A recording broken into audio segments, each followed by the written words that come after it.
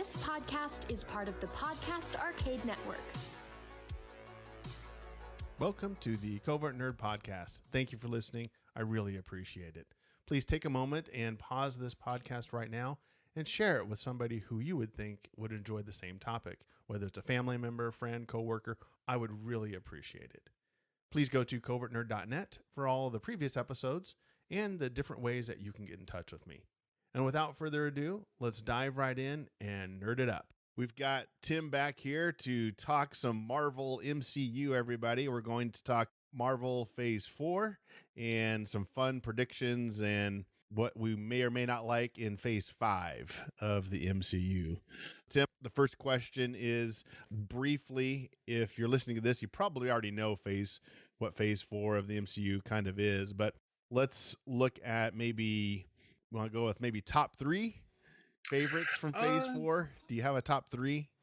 Gosh, do I have a top 3?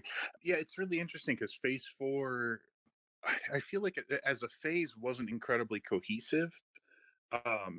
There's just like it felt like just a bunch of throwing stuff in the pan and seeing what sticks or whatever. I think my favorite movie from Phase 4 was Shang-Chi. Almost definitely. And then here we go. I got it. That was my favorite movie. My favorite series is really, really close. But I think my favorite series is going to be Hawkeye. Oh, and then I was thinking maybe you'd pick WandaVision, but we can get into it. yeah. And then for my third thing, I'll go ahead and say Werewolf by Night. As far as like the specials go, so I'll pick one of each there. Okay. WandaVision was really interesting for what it was. It embraced the concept of it being a TV show, which I thought was really, really cool. It was a unique experience that I think only works in TV. Like, you couldn't have had a WandaVision movie and had it be the same thing. And I think that was very, very bold. And I liked WandaVision a lot. At the end of the day, Hawkeye just sticks with me. I love Clint. I adore Kate. Kate's one of my favorite characters in the comics.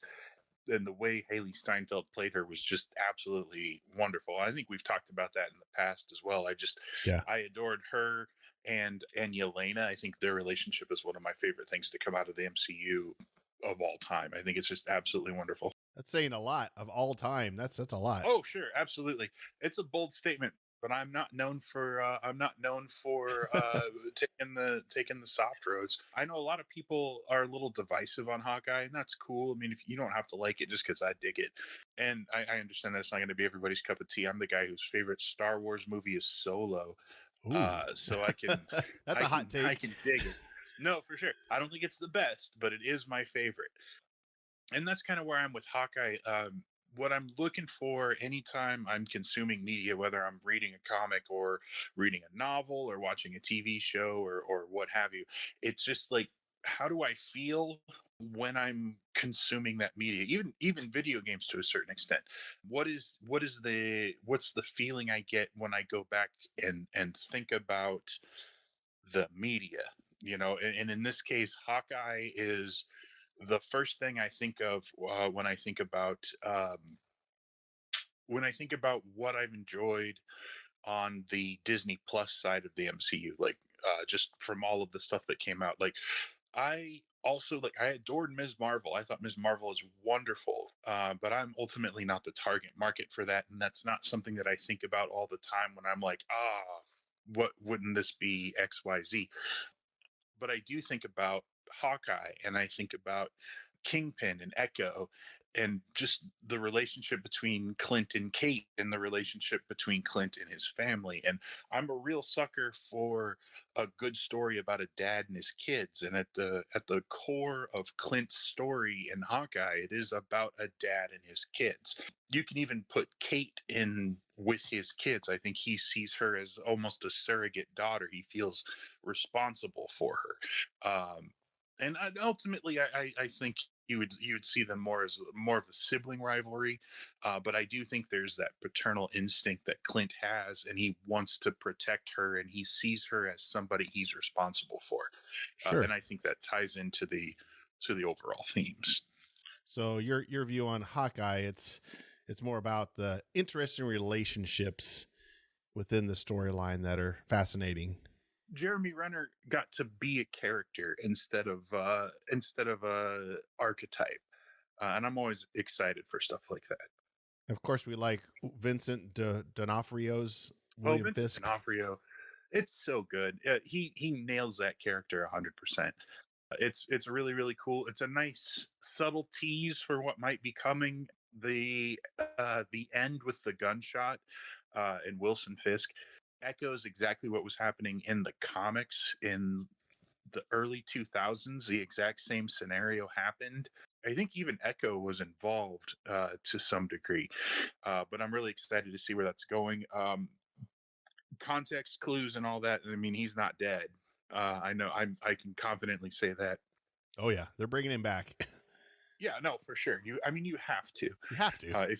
If you can get Vincent D'Onofrio, you get Vincent D'Onofrio. It's like Ben Kingsley. If you can get Ben Kingsley, you get Ben Kingsley. Yeah. Which is, look at that. I segued right into Shang-Chi. Yeah. Let's segue to that. What's great about that? What isn't great about that? So I'm a fan of like kung fu movies, right? Like I love Crouching Tiger, Hidden Dragon. I love all of that crazy goodness, right? What about that old Bruce Lee stuff?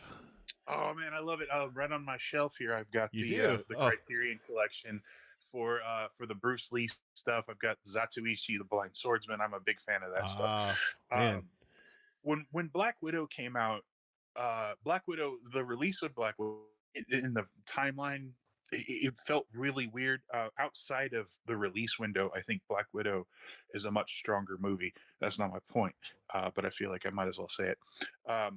Black Widow, I think most of us just saw as a holdover. We didn't see that necessarily as the beginning of Phase 4. The beginning of Phase 4 was going to be Eternals and Shang-Chi. And I completely backed, 100% backed Eternals. I was like, Eternals is going to be my jam. Shang-Chi, I was not that impressed with. I didn't think the trailers looked like fine. Like I was going to see the movie and I was going to like it. I'm gonna just like, I'm biased. I get it. It's fine. But when I went and saw Eternals, I was a little bit let down. I don't think Eternals is a bad movie. I don't dislike it by any means, but I was expecting not the movie we got. And I felt a little bit bummed out by it. When I went and saw Shang-Chi, I had the complete opposite experience. I was going in kind of like, it'll be like a cookie cutter thing. It'll be kind of fun. I was not expecting Crouching Tiger, Hidden Dragon mixed with Marvel stuff. It was spectacle to the nines. Like the everybody talks about the bus scene because that's in the trailers, but I absolutely love the scaffolding scene when they're fighting on the side of the building. I love that. Aquafina stole my heart. I love her. I love her relationship with Shang-Chi. It's not a romantic relationship, and how often do you see something like that in a summer blockbuster? It just doesn't happen. And then Ben Kingsley, who like, you know, I'm weird, right? I love Iron Man 3. It's one of my very favorite Marvel movies. And that goes back to, I was in the military. I've got PTSD. So seeing Tony Stark have PTSD was always something that really kind of resonated with me. And I thought it was really bold for them to completely shirk what the Mandarin was or could be, and really subvert expectations. And to address the Mandarin in this movie the way that they did with Wen Wu was amazing. Tony Liu just killed it. But to have bringing in Ben Kingsley, they didn't have to do that, and he didn't have to like own the entire movie along with it. It was super duper fun. I just really really enjoyed it. It was spectacle, but it made you care, and it had just little sprinkles of other MCU stuff, which was really really cool. I just like it. It resonated with me. It was really really fun, and it's fun. There we go. Yeah, that's a good way to put it. Easiest way to put it. And then Werewolf by Night. Have you seen? Yeah, Werewolf tell us about that. I haven't watched it yet, but a lot of people just love it. So here's the thing. There's only been 2 specials out so far. We've got Werewolf by Night and the Guardians of the Galaxy holiday special. Have you seen Guardians of the Galaxy? I have not. I'm way behind. You haven't? That's fine. So what But they've we can done. go ahead and spoil. So I just let people know Oh, now. sure. We'll probably spoil all of this. So Yeah, no, for sure. I apologize if what I've been saying is a spoiler. I apologize for that. What they've been doing with these one shots, more or less, these specials, is a challenge. It's an interesting challenge because you only have about an hour, give or take. It may be 45 minutes. It might be like an hour 10, something like that. But we're getting not so much like Guardians of the Galaxy has the luxury of building off of something we already knew, and this definitely is like a mini bridge between Endgame and the upcoming Guardians of the Galaxy 3. Like, if you don't watch the holiday special, I don't think you're going to be missing out on too much. But also, I mean, Kevin Bacon's in it is great. But Werewolf by Night took it takes the monster side of the MCU, which we really hadn't experienced too much of, uh, adds on a black and white filter, so it's got a real kind of campy horror feel to it, and it introduces Elsa Bloodstone. It introduces Werewolf by Night, and we also get Man Thing in there, which is ridiculous. It's so cool, but in an hour, what they accomplish by introducing characters, um, giving them believable drive and motivation, uh, you get enough of a story in just an hour that you feel like I feel like Elsa Bloodstone's been in more than just an hour long special, and it very much like it's called Werewolf by Night, but it very much is Elsa's story. I believe early reports were that that was going to be a Blade vehicle, like we yes, were I was going just to going to ask you that. Is actually this introduce Blade. a segue into Blade later? It Possibly. darn well could have been. It's been confirmed that Elsa Bloodstone will be in more Marvel stuff in the future. We don't know to what extent or what properties or anything like that. And I don't know if she'll be like a major character or if it'll just be like a walk on like Carol in Endgame. So Laura Donnelly played Elsa Bloodstone, and she just left an indelible mark. Also, interesting fact on Werewolf by Night: it was directed by Michael Giacchino, and I butchered that name 100%. He's a composer, so he's done a lot of the scores for Marvel movies, and he did the score for Werewolf by Night as well. And it's just kind of cool. You don't really ever hear of. He also did the Batman. Yes, yes, he did. And I mean, it makes sense. I mean, of course he would be able to do something like that. And he did a phenomenal job too for a first time director. Composer gone director. That is an interesting move. There's actually they have one of their making of specials up on Disney Plus. I haven't watched it yet, but it is about Werewolf by Night, and I think they called it like Director by Night or something like that. Expound a little bit on that, Tim, Werewolf by Night, and how it fits into the Marvel Comics universe, because I know a little bit of it, but not a whole lot. It's a little bit of a more obscure title, I think. Yeah, a little bit. Werewolf by Night is a terrible title. It's a really like when else are you going to see a werewolf, right? Let me see, because he was played in this by Gael Garcia Bernal, and I butchered his name as well. He plays Werewolf by Night is Jack Russell is his name, which is Dog. yeah, it's not great, but it's just it was a campy horror thing like in the 60s 70s, maybe even into the 80s. One of Marvel's low key tentpole books was Tomb of Dracula, and that introduced Blade. Yeah, it was just Monster Hunters, and that was Elsa Bloodstone's dad. I think was part of that. He's just like he's a werewolf, but he's like when the full moon comes out, he turns into a werewolf, and he is like just like a dude, and so he's trying to figure out how to not be a killer werewolf. Sure. And also in this special, spoiler alert, he's best friends with Man Thing, which is great. And Man Thing, do you know Swamp Thing from the DC universe? Yeah. Oh, yeah. Similar. Man Thing is kind of the boy. the monster side of Marvel is not my strong point, so I may mess up a little bit, and if I do, I apologize. That's fine. But the way I understand it is, Man Thing is kind of an essence of like the spirit of Earth, I guess. But it's interesting because any like he who knows fear burns at the touch of Man Thing. So like if you're afraid of him and he touches you, like you burn, you catch fire or whatever. In the comics, one of Man Thing's best friends is Howard the Duck.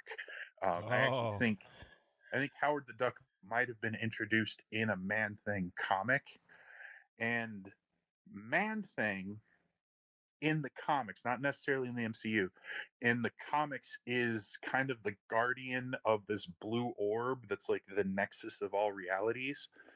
And it would be, the the Marvel conspiracy theorist in me wants to extrapolate from that and turn it into like, oh well, the multiverse and blah blah blah and orbs and Man Thing. But ultimately it's a monster it's a monster movie. just a monster movie. Yeah. If we never see any of the characters from Werewolf by Night again, fine. It's completely not necessary. If we got to see them again, it would be super super duper fun. So far, and this is a weird segue and it's a little bit messy, and I apologize. So far, the only MCU property we've had that doesn't have any ties to the bigger Marvel universe is Moon Knight, and I think we might have talked about that in the past also. But I think it's very interesting. Moon Knight is very much an insular thing, and I thought we would get the same thing with Werewolf by Night, but Werewolf by Night dares to acknowledge the wider MCU, which is really really cool. To the point where I had to sit and think about it because the tone of the special matching with any other MCU property, whether it's Guardians of the Galaxy or Doctor Strange or literally like Endgame even, it's so not that. It's so much its own kind of camp. And I had to ask myself, is this something, could I see Captain America the First Avenger happening in the same world as Werewolf by Night? And I think I can. I think what they were doing that I think is incredibly smart is they're allowing these hour-long specials to just be their own thing. And after the course of however many years it's been since Iron Man 1 came out, they're they've bought themselves a degree of, let's say, absurdity, right? Yeah. So like the Guardians of the Galaxy holiday special is uproariously funny. It's kind of dumb, but also there's some really cool revelations and some aspects that are going to play into specifically Peter and Mantis's relationship. And this was also a cool way to let Mantis and Drax have the spotlight, which there's just no room for in the features. Like they're great characters. Guardians of the Galaxy Volume 2, their relationship between like Drax and Mantis is one of the driving forces of the emotional core. It's one of the things that keeps you invested without feeling exhausted about like Peter's obsession over his dad or Gamora, fretting over her stuff. Then you've got like the big doofus and the naive lady doing their thing, and it's really really funny. But being able to spend 45 minutes to an hour with them on Earth, it's just kind of interesting. Like I shouldn't be able to see this. Like we shouldn't get to have this. I shouldn't by the rules of how cinema works and how media consumption is. I shouldn't be able to have an hour-long monster movie that deals with Man Thing, Jack Russell, and Elsa Bloodstone. Like, One of the reasons you like it so much is because it is so off the wall. oh yeah, it's completely bananas, but like in absolutely the best way. There's a term that I don't like that a lot of people use for movies or video games or TV shows or whatever, and they say that a property feels comic booky, right? Yeah, And for you and I, we've consumed comic books, and comic books aren't just one thing. sure. Uh, they, comics can be dramatic and or scary or funny or over the top. But comic booky has come to be more bombastic or larger than life or something like that. Which again, I don't agree with, because like Road to Perdition is a comic book and it's not any of those things. Or V for Vendetta, or anything Alan Moore did after Watchmen. Oh man, I hate myself already for saying this. I think that these one shots from Marvel are allowing the MCU to embrace whatever comic booky is seen as, right? Yeah, So like we can have a goofy sequence in Guardians of the Galaxy Volume 2, but I wouldn't say Guardians of the Galaxy Volume 2 is goofy. There are goofy aspects. It is a funny movie. I would not say it's a comedy. It's got comedic elements. The Guardians of the Galaxy Holiday Special completely is a comedy. It's absurd. It's a comedy, but it happened yeah. within the scope of the wider MCU. So if you've ever seen any of the Marvel movies with Star Lord or Drax or Gamora's not even mentioned because we ain't even gonna go there right now. But all of that stuff, this is important to that. This gives Yeah, context to that. This allows those characters another dimension, so that they're not just a literal doorstop. yeah. They get to be funny, and they get to react, and they the whole premise of this is they know how much Peter reveres Kevin Bacon, and they're like, it would be a good Christmas gift, because they're learning what Christmas is. They go to Earth and they kidnap Kevin Bacon, and boy, it's great. It's absolutely wonderful. Kevin Bacon sings a song. It's Uh, so absurd. you're Yeah. let's see, you had Werewolf by Night, Shang-Chi, and Hawkeye, but maybe the Guardians of the Galaxy Holiday Special might be It's darn close. it's darn close. It falls into the what I was saying with the shorts in general, where it allows a different form of storytelling, and I can watch an hour show multiple times versus a 2.5 hour movie. Like I'm crazy and I've watched Endgame multiple times, right? But I'm not the average Joe. I'm obsessed with this stuff.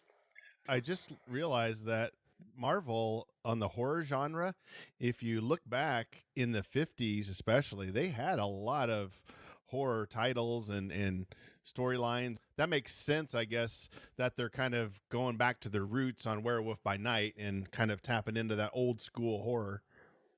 Groot was introduced in a horror book. Oh, Groot was? Yeah, he was the monster from Planet X. Oh, Um, really? and that was I don't know how true it is, but there's an anecdote that was floating around that one of the reasons they included the Thing in the Fantastic Four was that there was a monster element to that, Okay. because Marvel was making their money pre superheroes on books like Millie the Model and like weird random horror stuff. In fact, Hellcat Patsy Walker was the star of one of their romance books. Patsy Walker had a long run of just being a romance comic, and then they're like, "What if but superpowers?" And so then she became Hellcat, and they tap in a little bit of that in the Jessica Jones show, but that's neither here nor there. But Marvel does have a history of finding a character and kind of bringing them into the forefront and reinventing them. And you're right. Man Thing did introduce Howard the Duck. Yep. Yeah, Hank Pym was introduced in a Tales to Astonish, and I'm pretty sure he died in that Oh, issue. really?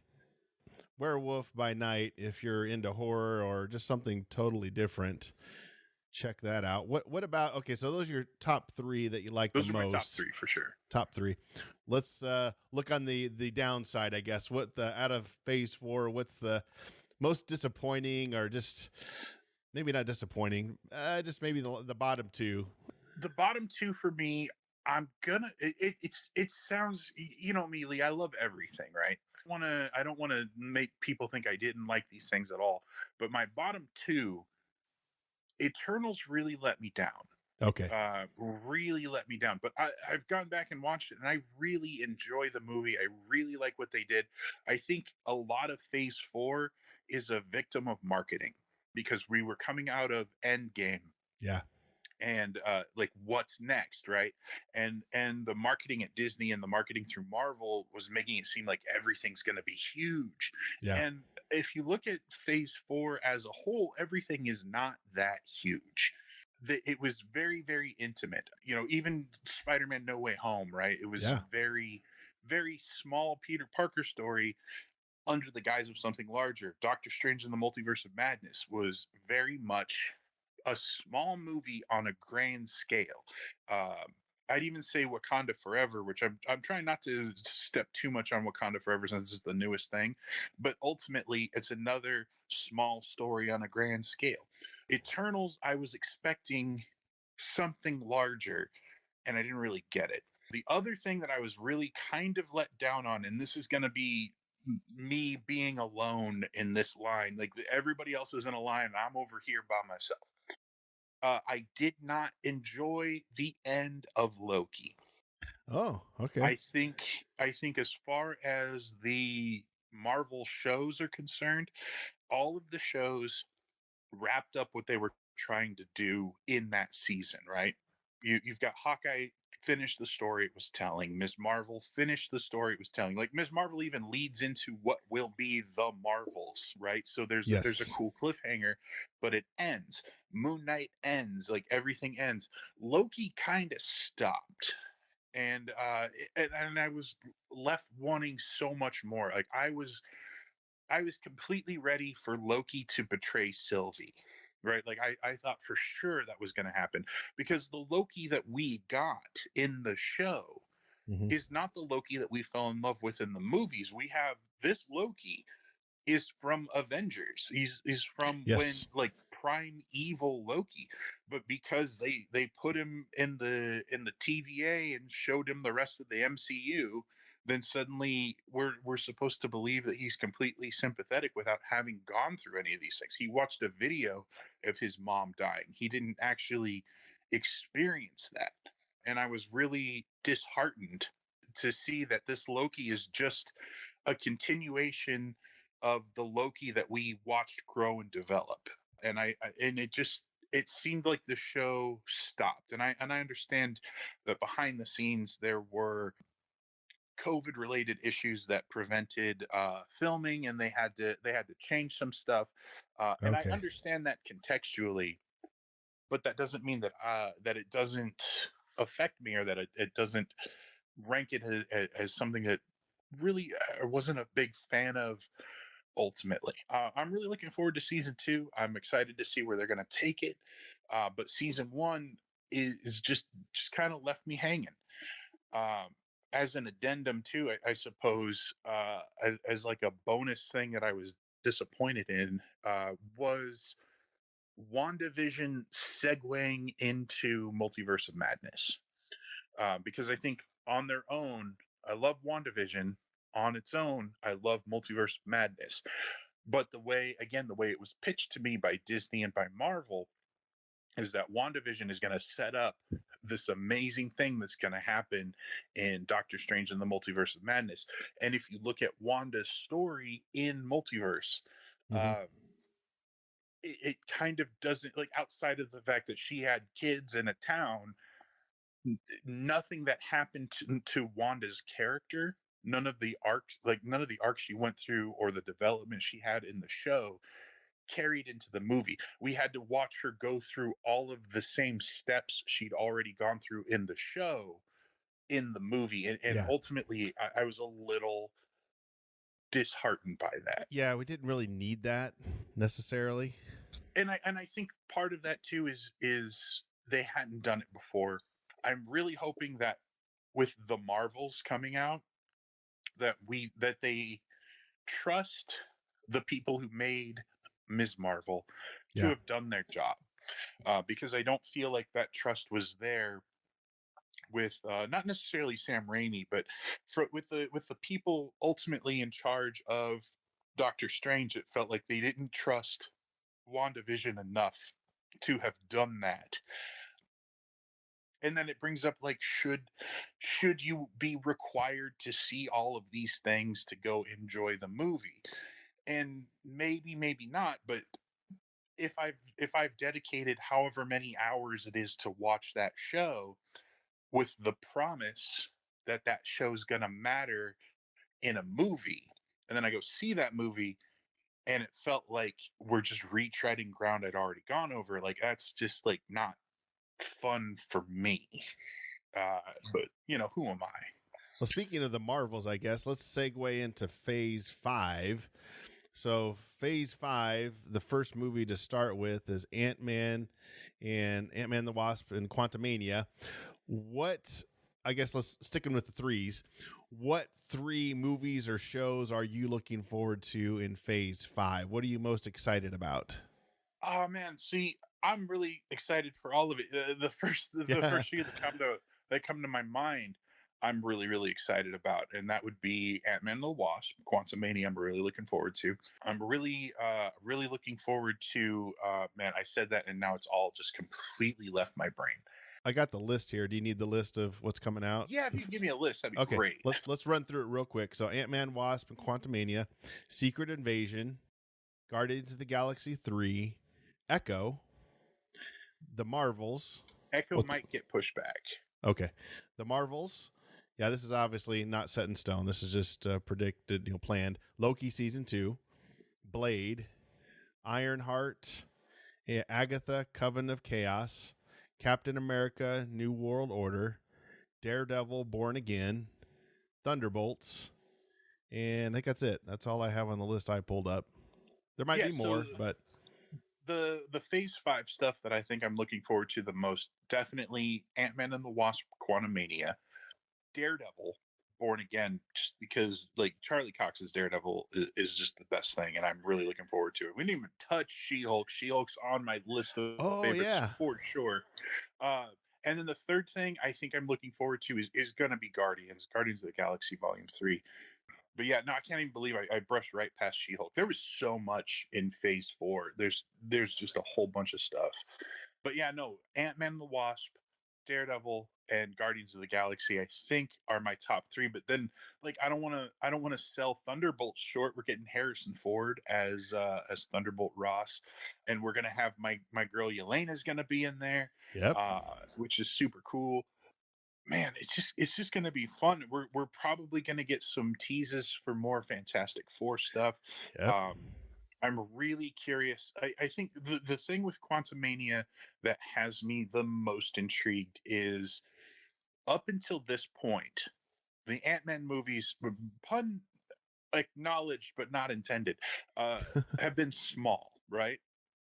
Like, you follow Infinity War, which is one in a world where Endgame doesn't exist. Infinity War is the biggest movie Marvel's done, and the Yeah, next movie to come out is Ant-Man and the Wasp, and the whole point of that movie is just, we got to save Janet, and that's the crux of that movie.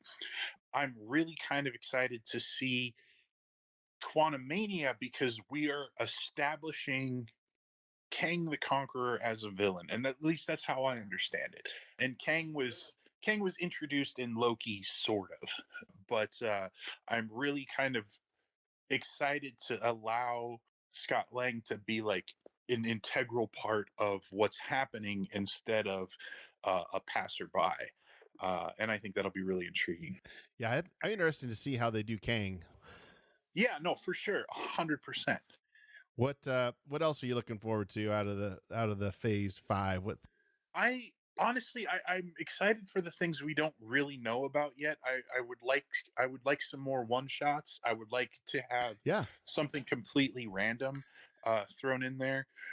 What if season 2? I don't know if What If season 2 is going to be in there or what. It is, yeah, it Okay. is, and we may even get season 3 within this phase also.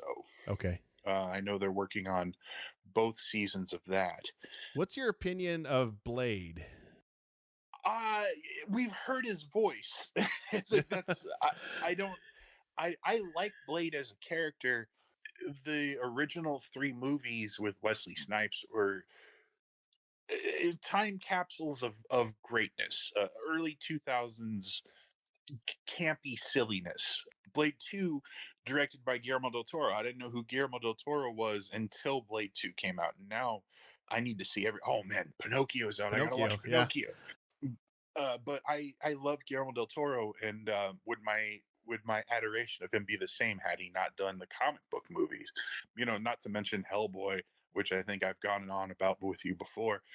But I mean, Blade 2, man, is so good. The original Blade kind of blew everybody out of the water because comic book movies didn't do that. I know. And then Blade 2 was amazing. And then Blade Trinity also exists. It is a movie. Uh, That's funny. no, for sure. No, Blade is a character I'm into. The actor who's playing him was the villain in season 1 of Luke Cage. And I can't say the actor's name to save my life. I'm not going to try. I'm very tired and I will mess it up. I've only seen him in a handful of stuff. I'm excited for it though. I'm curious if we will see Kit Harington's Black Knight hanging out with him because he apparently gave the Black Knight the sword at the end of Eternals. Oh, I would really love to see more of Eros. We in the post credit scene for Eternals, Harry Styles was playing Eros, the brother of Thanos, and that's inspired casting. It's phenomenally smart. As soon as I saw it, and I know Harry Styles is divisive as an actor or creator or whatever, but like for everything that Eros is in the comics, like oh, of course it should be Harry Styles, 100%, 100%. So explain back up on the sword. He gave the end credit scene. He gave the sword to who again on that? Kit Harington's character from Eternals. He's the Black Knight. Okay, that's right. Okay, Yeah. So and all right. they're planning on doing something with the black. We run out of the marquee characters, right? Uh, and, Yeah, yeah. and so like, well, let's go bring in Blade and the Black Knight, and why not though? Like it's cool. Let's do this. I think you had mentioned earlier that we're gonna get that Captain America movie. So Yeah. we're going to get Sam Wilson Yep. as Captain America. We didn't even really touch on Falcon and the Winter Soldier, but I think that show, again, being a victim of COVID, was really, really fun. They ended up having to scrap a lot of the Winter Soldier's storyline because it was going to deal with virus that had Oh, broken that's out right. across America. I remember hearing And about they're like, oh, that. maybe let's not do that while COVID's happening. Hashtag too Uh, soon. yeah, definitely. Like just the timing on that was not great. Yeah. And I feel like because I in the first couple episodes watching that I really resonated with Bucky because again like I'm a veteran, I've got PTSD. There's certain things about that I relate to, and I really was digging Bucky's story, and I think ultimately the show was called Falcon and Winter Soldier, and it really was more of a Falcon show. Like Bucky was there, he had a role to play, but I was ultimately a little disappointed in how muted I felt his role was. But I don't want to sell Sam Wilson short at all because he was such a good show. And seeing, his Captain America in the end there, like just looking the part. And I'm really, really excited to see where that's going in the future. Phase 5 to me feels rife with potential in a way that Phase 4 let me down on. Uh, Sure. phase Phase 4 ultimately, I've been saying from the get go. I think the last time we talked, even I've been saying that Phase 4, in my opinion, should have been just like referred to as a standalone phase, because phases 1, 2, and 3 all kind of had through lines, and we knew that we were building to Thanos, and we knew that everybody was going to kind of coalesce into this grand thing. And Phase 4 doesn't have that. Again, what I was saying earlier, Phase 4 is about it's about personal stories on a grand scale. I mean, you opened up with Black Widow and you end with Wakanda Forever, and all of those stories it's a personal story on a grand scale, and I don't think I think that's why a lot of these stories, specifically Eternals, get kind of a bum rap because we were Yeah. expecting Endgame. We were expecting the stakes to raise and get larger. And how do you do that when you just brought back half of all of existence? How do you top that? You don't. Yeah, you don't.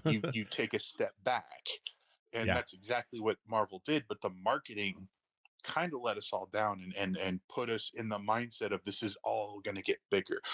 We can't even tell you what's going to happen in Spider-Man. It's going to be so big, it's going to blow your mind, and it did blow my mind. But It it's a was. Yeah, it's small good. story. It's about Peter Parker. Oh, can we? I don't know if we could. If we include just as an aside, I guess not really MCU related, but I am so excited for Across the Spider Verse. Oh, Like yeah. I am so like Into the Spider Verse is one of my favorite movies of all time, Yeah, it's very and good. the fact that we're getting just that and more is really cool. Just the one full trailer we've seen at this point is it's just fun. Yeah. And again, that goes back to what I was saying earlier about those one shots. We shouldn't get this. We Yeah. shouldn't be able to have these nice things. And I know. it's really cool. Back to Phase 5. Do you know it doesn't look like there's a main villain like you said, Phase 1, 2, and 3. Thanos was the main villain. It doesn't appear they're doing that in Phase 5. Is that correct? Phase 5, it's been heavily inferred that Kang Kang? Okay. will at least bring in if he's not the threat, he'll be the herald to the threat. Okay.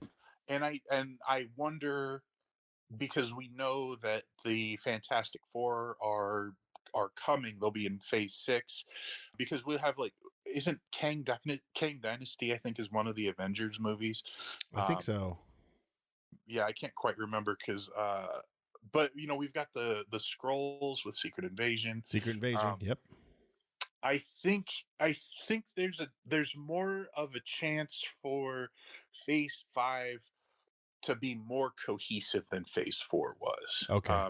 And I think it's too early to say what that might be, whether or not it's going to be Kang interweaving, and maybe we'll get a different version of Kang in all of the movies. I think that's a little bit of a stretch, but I do think that when you and I do our wrap up for Phase 5, we'll be able to say, okay, the thing that tied Phase 5 together was this, instead of just conceptually all of the things matching something. Yeah. I think there's going to be more of a through line. Yeah. Uh, And you but don't what have that to is have right now, I couldn't you say. don't have to have a main baddie. I mean, it's fine if No, you do, but you don't have to. no, for sure. And Thanos also was kind of backdoored in. It's not like Thanos was all over the place in all of those movies. And I don't think I would like to see it go back to Phase 5, right? Phase 5 and Phase 6 are going to be this big thing, but like give it some breathing room. Yeah. I would like to just take some time to just let these properties exist. And I Sure. think that's my takeaway from Phase 4, is that I really just let me spend time with these characters now. Like I got to spend some time with Hawkeye. That's great. Give me some time with some of the Eternals. Like let me give a darn about these 12 characters you introduced. Yeah. Let me spend some time with them. Werewolf by Night. I got to spend some time with these people, and now I like them a lot. Ms. Marvel, spent some time with her, Yeah. really liked her. Black Widow, spent some time with that family, really liked them. And ultimately, Phase 4, I think sneakily was just about character and less about spectacle. But not to say that there was no spectacle to be had, but I think the spectacle took a back seat. Yeah, I'll say that. Yeah, Yeah. that's fine. Out of the Phase 5, we went through them all there. Let's do. I always like predictions. What Sure. do you think is going to be the standout top 2 or 3 that are going to really pop, and what do you think might be maybe a dud, and not just a dud with, I guess, just a dud overall with people. I mean, you may or may not like it, but it doesn't mean that other folks won't. I'm not looking forward to the Agatha Harkness show. Yeah, Um, that's the one I was like, yeah, and do like, we but need that? please prove me wrong, Marvel. Like, absolutely prove me wrong. And that goes, but it feels counter to what I was just saying. Like, give me some time with Agatha. Maybe I'll like her. Maybe I liked Agatha all along, right? I think Guardians of the Galaxy is going to be significant, just because it's going to be wrapping up James Gunn time at Marvel, because he's doing Yep. all of his DC stuff now, which you and I should probably talk about in the future. Yeah. Once the whole once the whole all of it has been a little bit ironed out, I think James Gunn's Guardians is going to be probably one of the best movies he's done, based on the culmination of what got us to the party. Captain America, I think, needs to be good. Okay. I think Secret Invasion is going to surprise people. Okay. I think that's going to be one of those things where people are like, Nick Fury, scrolls, I don't care. And I think it has a lot of potential to be super fun. I am looking forward to that one, maybe more than most of them, but probably, yeah. Secret Invasion, Guardians of the Galaxy, looking forward to those two.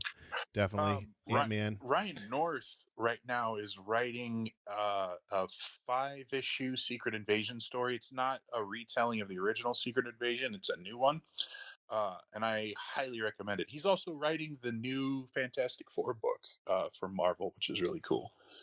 I kind of agree with you. I was going through the list here, and which one is not like the other? Agatha. But also, like, again, I would like them to prove me wrong. Like, Yeah, please, yeah. please, maybe Agatha will be the greatest thing to come out of Phase 5, and Sure. I truly hope it is. I absolutely want to be wrong. A lot of these, legacy characters, you've got, Daredevil, obviously longtime character, Captain America, longtime character, Ironheart. What do you think about Ironheart? I love her. Okay. Love her to pieces. I think she was a massive standout in Wakanda Forever. Okay. Her and Namor, I think were two of my favorite characters. Yeah. Also, here's a spoiler for Wakanda Forever, y'all. I thought Nakia should have been Black Panther. Oh. I thought Nakia would have killed it. Did you see the movie? Yeah. So Nakia. Shuri can't. This is not really a fighter. But No. we saw Nakia literally just kicking the crap out of people and being awesome at it. And I really felt like I would have liked to have seen Nakia be Black Panther and Shuri keeping her guy in the chair role, like keeping her on the tech and doing the stuff that she's really, really good at Yes. and excels at, instead of magically being able to fight people. Because, like, we saw T'Challa, he gave up the power in the first movie and still was able to hold his own against M'Baku. Sure, he couldn't have done it. No. There's no possible way she would have ever been able to do it. But Nakia, you put Nakia against M'Baku, and I'm like, I mean, maybe he'll win, but also maybe she'll win. And I thought that would have been a really fun twist on expectations. Yeah, they kind of pigeonholed her maybe into a role A little that, bit. And, yeah. And oh man, but I loved that, man. That movie was so much fun. So you think Ironheart might end up being pretty good too, huh? Or I could think be. Ironheart is going to end up on my list where Ms. Marvel is on my list for Phase 4. Okay. Like, I'm really looking forward to it. I think it's going to be fun. I think that I am not the target for it, and I don't need to be.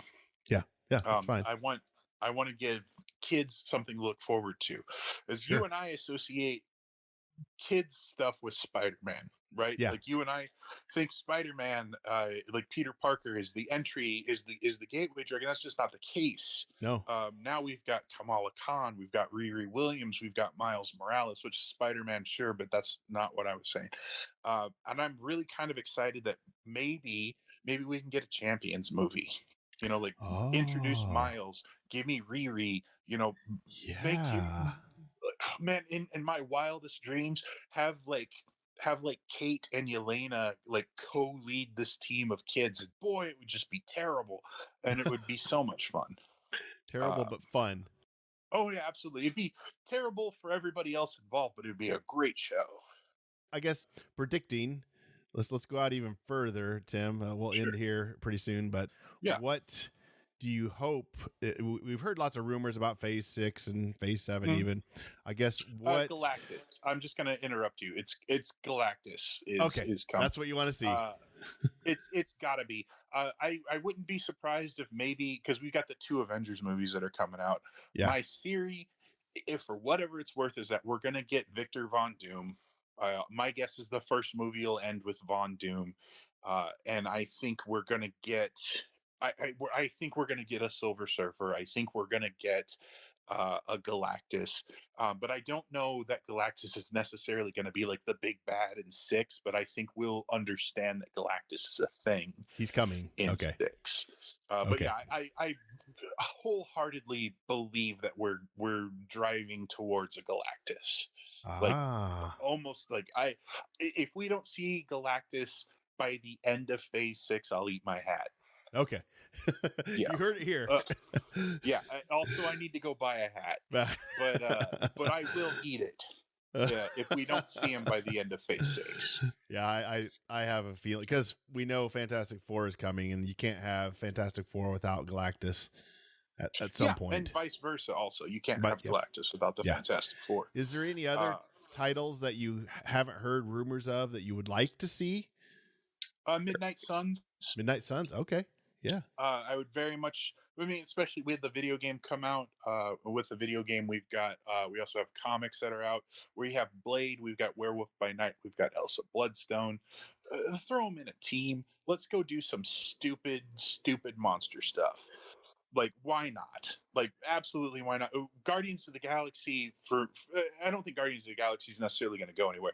But James Gunn's time on Guardians of the Galaxy is wrapping up. We kind of need a new quirky thing, and like, why not? Just give me some monsters. Let's go do that for a little bit. Okay, well, that brings up another question. I guess with James Gunn leaving, what titles, MCU characters or shows or movies do you think they're going to maybe just put to bed and we may not see them again ever, or at least for a while? I don't think that that's going to be something we're going to see right away, because we've got a new Captain America with Yelena. We've got a new Widow character. Whether or not she's a Black Widow, I don't know. Let's say Scott Lang dies in Quantumania. You've got Stature to kind of fill in for him. I think we're going to see Legacy be a through line, because we've got Shuri taking over for T'Challa. We have the end of Love and Thunder teases that the legacy of Thor is gonna move on past Hemsworth's time, should he decide to hang up the cape. I don't. Yeah, because we got Kate is Hawkeye. Yeah. And we She-Hulk. Did you see the end of She-Hulk? I haven't, no, but you go ahead and spoil it if you want to. Scar. Scar shows up. The son of Hulk is there. Okay. Also, you do need to watch She-Hulk. Like, if nothing else, you come over and we will watch She-Hulk, because it is a fun aside with She-Hulk. The people who I assumed would like She-Hulk don't like it, and the people I assumed would not like She-Hulk absolutely love it. Loved it. And I'm the outlier, because I was expecting to like it, and I absolutely did. But the only reason I don't put it in my top 3 is because I genuinely love Hawkeye more. Yeah, Hawkeye. But She-Hulk, very close second. Very, very close second. Okay. The MCU is starting, as you said, is moving away from the legacy characters and moving into new blood. Obviously, we can see that for sure. Obviously, that's in game kind of gave us that. Yeah, I think with Phase 5, I think we were testing with Phase 4, I believe we were testing the waters to see what Marvel can get away with in the MCU, and like what's some weird stuff. They've already gone out and said that moving forward, like Phase 5 is not going to be as expansive as Phase 4, but also I think Phase 4 was kind of a conglomeration of what would have originally been 2 phases with COVID and whatnot. Okay. Yep. but I think we're going to see a little bit more of a streamlined idea of what a phase will be. You're a big fan of speculation. I'm Yeah. less so. Okay. I'm more of a, because I feel like where you want to go next is like, who do I think they're going to introduce into the MCU that they haven't announced yet? Yeah. I'm I feel curious like if is yeah. where Yeah. you're going. If I were to expect any character coming into Phase 5, it would most likely be like a monster character. I feel like it would Yeah. be a big deal for me to see Dracula with the Tomb of Dracula stuff, Yeah. because we've got a lot of the tentpole characters from that side, but give me a Ghost Rider, Yes. any There we of them. go. I don't care if it's Robbie. I don't care if it's Danny. I don't care if it's all of them. Mephisto, I think we're gonna see a Mephisto, Okay. Yeah. just because everybody's been crying Mephisto since WandaVision first came out. I think Marvel's gonna give that to us. Mostly at this point, I just want to know the cast for Fantastic Four. I want to know who will be playing Reed, who will be playing Sue, who's going to be playing Johnny, and who's going to play Ben. Of course, we got X-Men on the horizon too with Fantastic Four. X-Men, I'm gonna just wait on. I'm Yeah. gonna sit on, because I know we're not supposed to be getting too much on X-Men first. Let's Yeah. go ahead and like that's a little too far out for my Yeah, speculation. that's probably a brain. Phase 7 or 8, maybe. Is Deadpool Phase 5? Ooh, yeah, that's true. There is a Deadpool movie coming out next Is year, a right? Deadpool movie. I'm gonna say that one's probably gonna steal most of the thunder retroactively. That's right. You're right. That Deadpool. That wasn't on the think. list I found. Huh. Okay. Well, Yeah, no, and I don't know. I don't know. I'd be curious. I'm gonna put Deadpool in a big old maybe. like I don't know how I feel about that. Deadpool, I think, worked very well as an aside to the MCU with like fun little references. yes. But what is that? What does it mean now? And that's where my speculation brain gets a little antsy. Yeah. Yeah. But yeah, no, Deadpool, I think, in true Deadpool fashion, is going to throw a monkey wrench in there, which is cool. Like I don't want to come across as like negative on it, but I'm like, I genuinely don't know what to do with that information in my brain. Yeah. Yeah. Cool. Well, hey, let's put a pin in this, Tim. It's been fun Sure. talking Phase 4 and Phase 5. Will be fun to, circle around next year about this time and kind of, well, maybe a year and a half here, but because Phase 2 or Phase 5 is about 2 years long, so we probably won't have. Yeah, we'll see how it goes. And yeah, if people want to hear me ramble about stuff too, I can always do that. I got nothing but time, my friend. Definitely. All right. Well, hey, thanks, Tim. I appreciate it, and we'll circle around and visit this awesome MCU universe again and take a look at it in more detail and talk about the fun stuff and maybe the not so fun stuff. Maybe the not so fun stuff. Hey, thanks a lot, Lee. I really appreciate it. Yeah, you're welcome. Always fun to talk to you. So, all right. Well, thank you, everybody, for listening. And until next time, nerd it up.